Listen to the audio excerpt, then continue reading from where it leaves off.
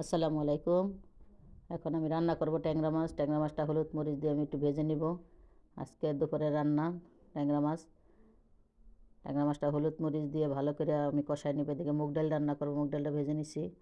মাছটা ভাজা হয়ে গেলে আমি একটু পেঁয়াজটা ভালো করে ভেজে নিব তেল দিয়া পরিমাণ মতো।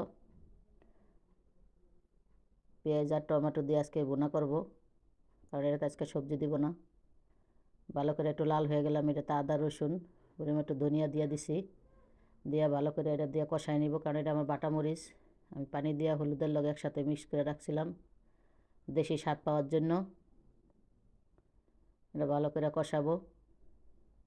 মশলা যত কষাবো তত জিনিসটা রান্নাটা তত মজা হবে, তরকারিটা খাইতে। আমি ভালো করে কষাই একটু টমেটো দিয়ে দিছি, যেহেতু আজকে আমি টমেটো দিয়ে বোনা করবো।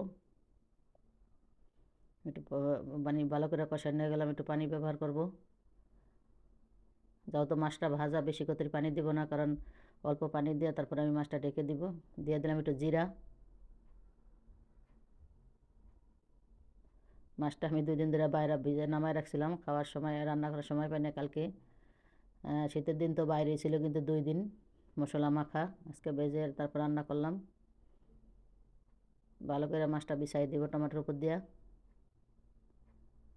মাছটা রান্না করতে একদম সহজ। এমনি একটু শুধু হলুদ মরিচ দিয়ে ভেজে তারপরে টমেটো দিয়া ভুনা বা আলু দিয়েও খাইতে পারে, যে যা যেমনি মন চায়। আমার আবার এই বড় ট্যাংরাটা পছন্দ করে, কাটা কম।